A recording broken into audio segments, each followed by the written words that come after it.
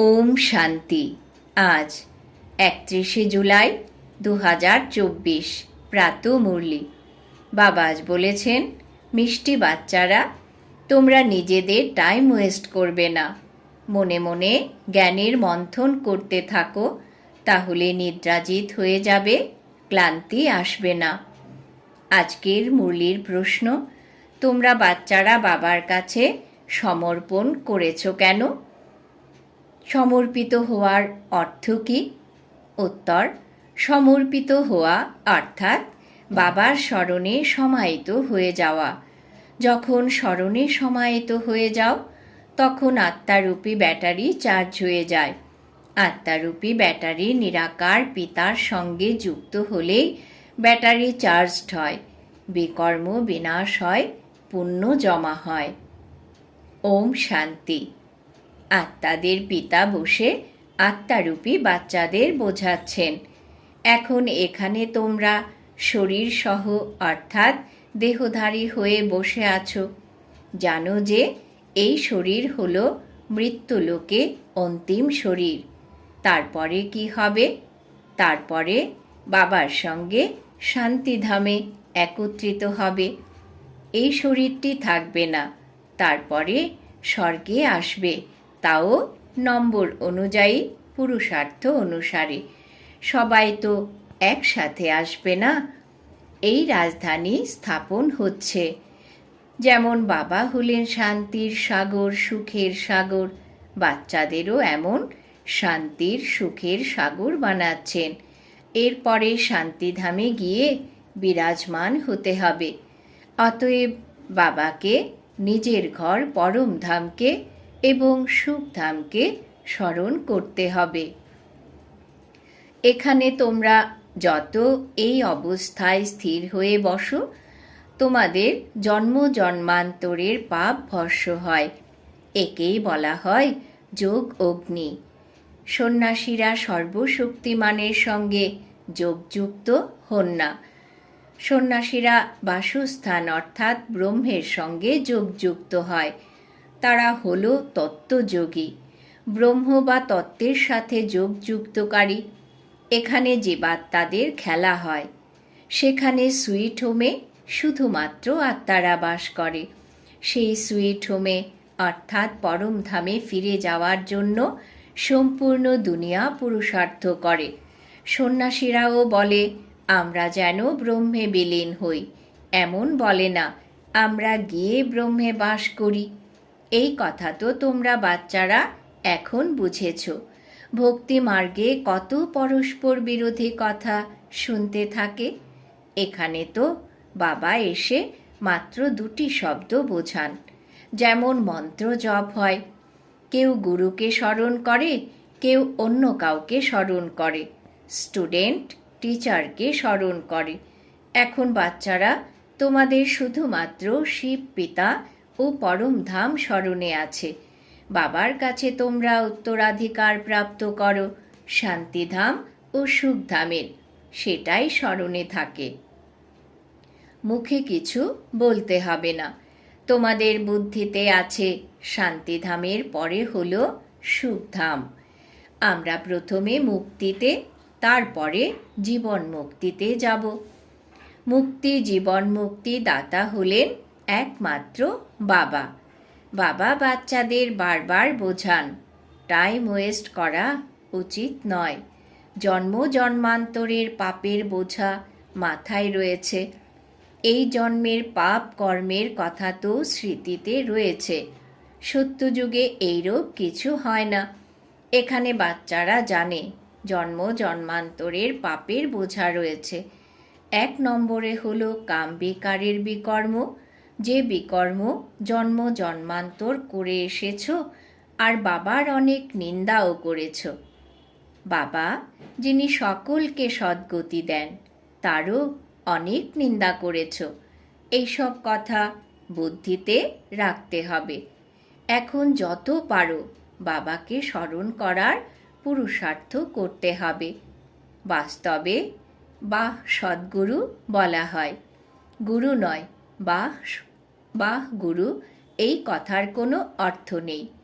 বাহ সদ্গুরু মুক্তি, জীবন মুক্তি তিনিই প্রদান করেন, তাই না? জাগতিক গুরু তো অনেক অনেক রয়েছে, ইনি হলেন শুধুমাত্র সদ্গুরু। তোমরা গুরু তো অনেক করেছ, প্রতি জন্মে 2-4টে করে গুরু করা হয়। গুরু করেও অন্য অন্য স্থানে যায়, হয়তো আশা থাকে এর চেয়ে ভালো পথ প্রাপ্ত হবে। ট্রায়াল করতেই থাকে বিভিন্ন গুরুর কাছে, কিন্তু প্রাপ্তি কিছুই হয় না। এখন তোমরা বাচ্চারা জানো এখানে তো থাকবার নয়, সবাইকে যেতে হবে শান্তিধামে। বাবা তোমাদের নিমন্ত্রণ পেয়ে এসেছেন, তোমাদের স্মরণ করান।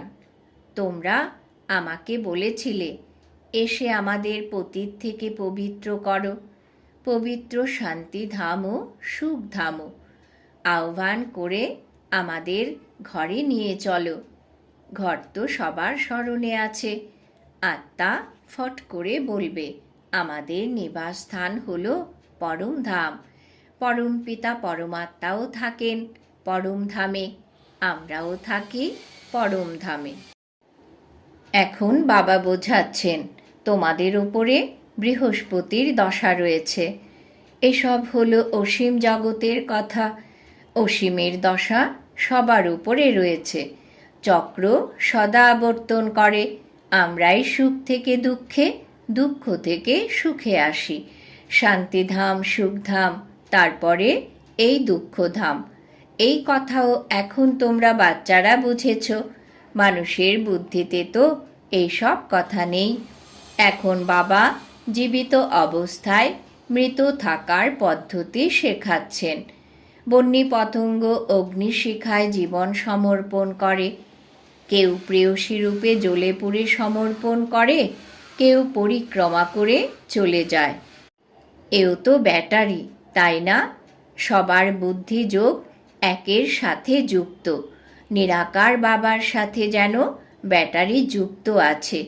এই আত্মা অর্থাৎ ব্রহ্মা বাবার আত্মার অনেক কাছে আছেন, ফলে খুব সহজ হয়। বাবাকে স্মরণ করলে তোমাদের আত্মারূপে ব্যাটারি চার্জ হয়। বাচ্চারা, তোমাদের কাছে একটু কঠিন হলেও এনার জন্য খুব সহজ। তবুও ব্রহ্মা বাবাকে পুরুষার্থ তো করতে হয়, যতখানি বাচ্চারা তোমাদের করতে হয়। ইনি যত কাছে আছেন ততই দায়িত্ব বেশি আছে। গায়নও রয়েছে যে যার মাথায় মামলা, অর্থাৎ যার উপর দায়িত্বভার। এনার অর্থাৎ ব্রহ্মা বাবার মাথায় অনেক দায়িত্ব রয়েছে, তাই না?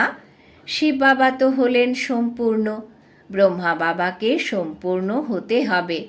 এনাকে সকলের প্রতিপালন করতে হয়। যদিও দুই পিতাই একত্রে আছেন, তবু চিন্তন তো চলে, তাই না? কন্যাদের ওপরে কত অত্যাচার হয়, তো দুঃখ হয়। কর্মাতীত অবস্থা তো শেষের দিকে হবে, ততক্ষণ চিন্তন চলে। কন্যাদের চিঠি না এলেও চিন্তা হয়, অসুখ করেনি তো। সার্ভিসের খবর এলে বাবা অবশ্যই তাদের স্মরণ করবেন। বাবা এই দেহের দ্বারা সার্ভিস করেন। কখনো যদি কম মুরলি চলে, যদি 2-4 দিন মুরলি নাও আসে, তবুও তোমাদের কাছে পয়েন্ট তো রয়েছে। তোমাদেরও নিজস্ব ডায়েরি দেখা উচিত। ব্যাজ নিয়েও তোমরা বোঝাতে পারো। যখন আদি সনাতন দেবী দেবতা ধর্ম ছিল, তখন অন্য কোনো ধর্ম ছিল না। বৃক্ষের চিত্রটিও অবশ্যই সঙ্গে থাকা উচিত। ভ্যারাইটি ধর্মের রহস্য বোঝাতে হয়। সর্বপ্রথমে এক অদ্বৈত ধর্ম ছিল। বিশ্বে শান্তি, সুখ, পবিত্রতা ছিল। বাবার কাছেই অবিনাশী উত্তরাধিকার প্রাপ্ত হয়, কারণ বাবা হলেন শান্তির সাগর, সুখের সাগর, তাই না? এইসব কথা তোমরা আগে জানতে না। এখন বাবার বুদ্ধিতে যেমন এইসব আছে, এই রকম তোমাদেরও হতে হবে। সুখের, শান্তির সাগর তোমরাও হও। নিজের কর্মের চার্ট দেখতে হবে। কোথায় কোথায় কোথায় ঘাটতি রয়েছে। আমি হলামই প্রেমের সাগর, এমন কোনো আচরণ আমার দ্বারা হয় না তো যাতে কেউ অসন্তুষ্ট হয়। নিজের উপরে নজর রাখতে হবে। এমন ভাববে না যে বাবা আশীর্বাদ করলে তোমরা এমন হয়ে যাবে। না, বাবা বলেন আমি ড্রামা অনুসারে নিজের সময় মতন এসেছি। আমার এই প্রোগ্রাম কল্পকল্পের। এই জ্ঞান অন্য কেউ প্রদান করতে পারে না। সত্য পিতা, সত্য টিচার, সত্য গুরু একজনই। এই কথাটিতেও পাক্কা নিশ্চয় থাকলে তোমাদের বিজয় নিশ্চিত। এতগুলো যে ধর্ম রয়েছে, সবের বিনাশ হবেই। যখন সত্যযুগী সূর্যবংশী কুল ছিল তখন অন্য কোনো কুল ছিল না, তবু এমনই হবে।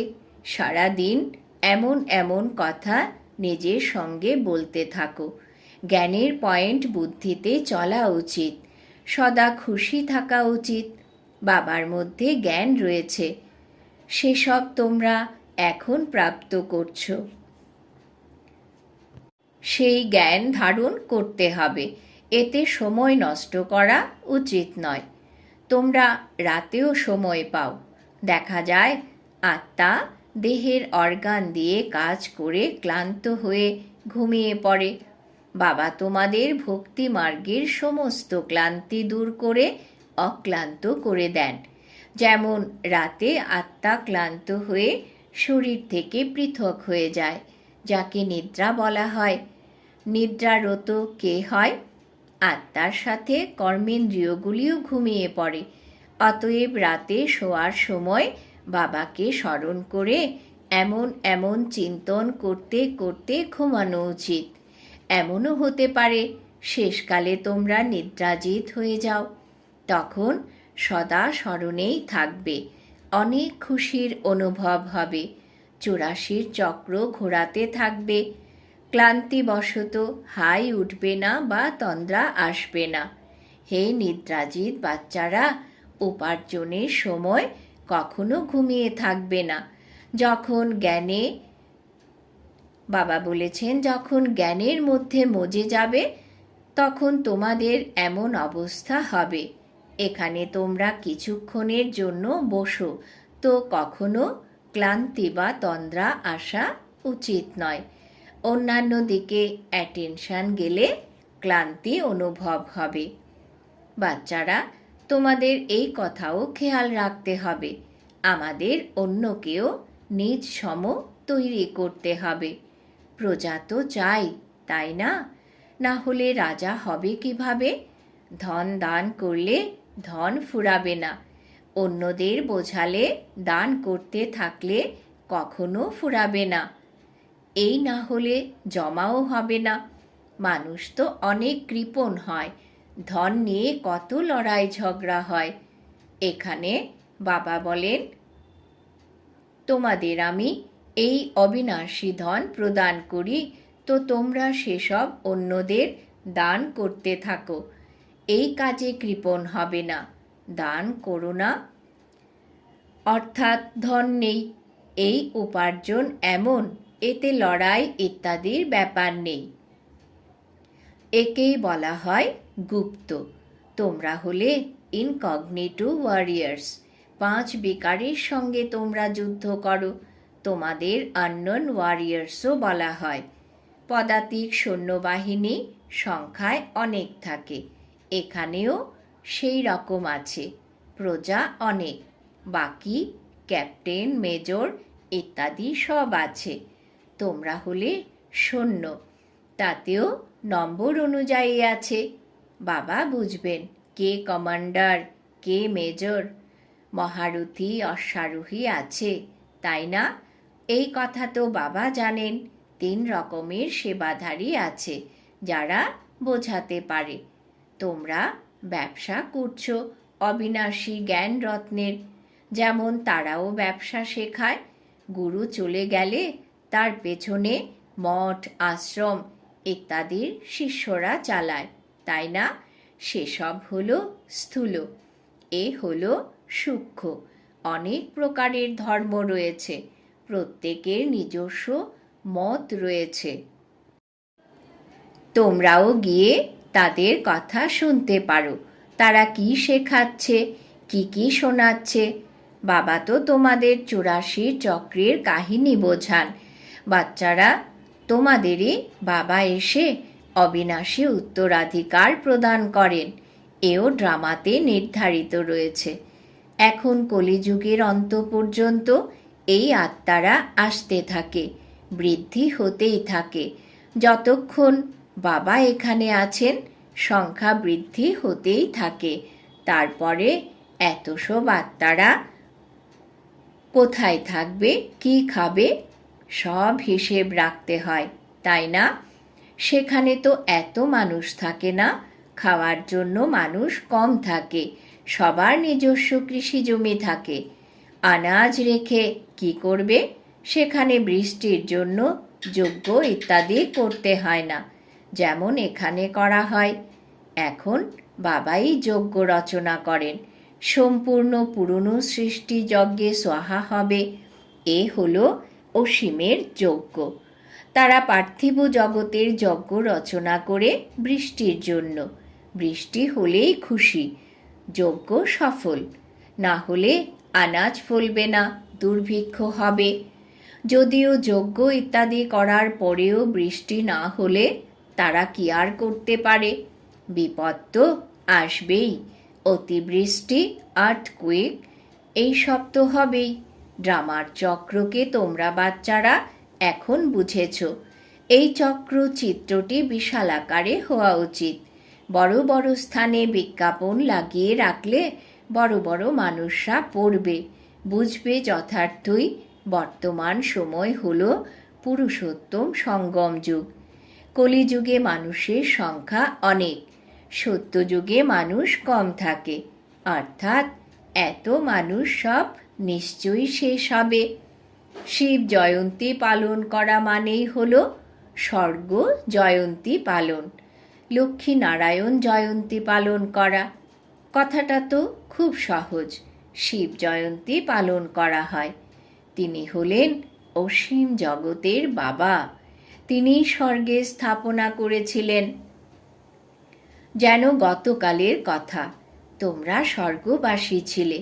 এই কথাটি তো খুব সহজ, বাচ্চাদের খুব ভালো করে বুঝে অন্যদের বোঝাতে হবে, খুশিতেও থাকতে হবে।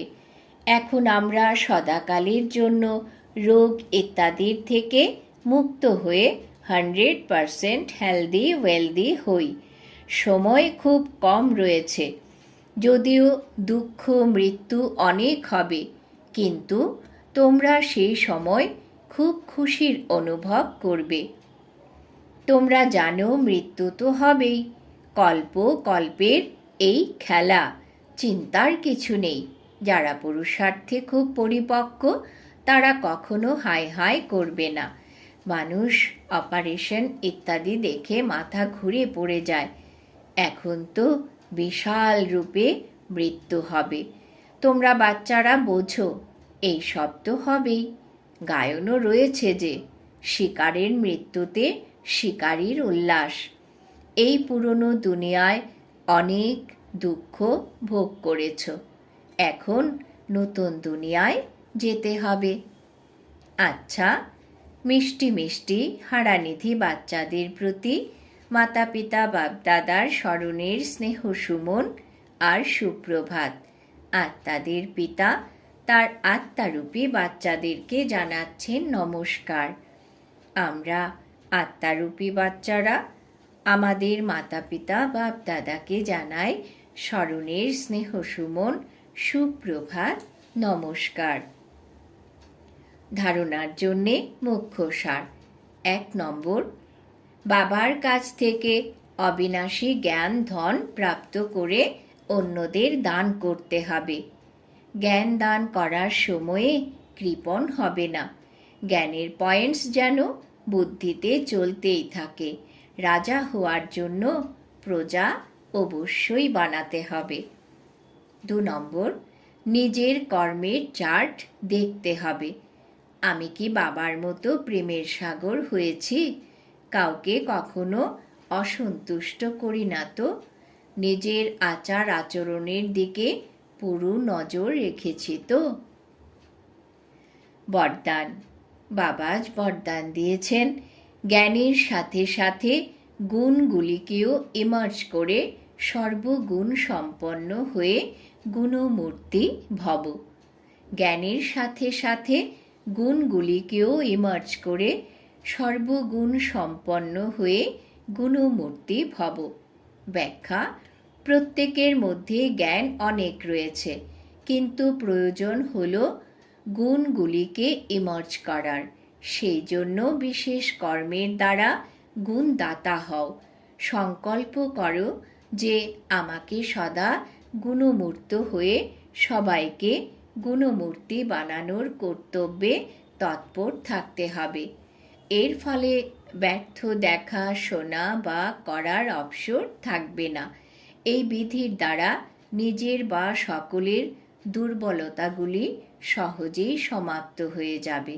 সুতরাং এতে প্রত্যেকে নিজেকে 1 নম্বর নিমিত্ত মনে করে সর্বগুণ সম্পন্ন হওয়ার আর সকলকে বানানোর এক্সাম্পল হও। স্লোগান: মনের দ্বারা যোগদান, বাণীর দ্বারা জ্ঞান দান, আর কর্মনার দ্বারা গুণগুলোকে দান করো। মনের দ্বারা যোগদান, বাণীর দ্বারা জ্ঞান দান, আর কর্মনার দ্বারা গুণগুলোকে দান করো। আজকের সমান: আমি গুণমূর্তি আত্মা। ওম শান্তি।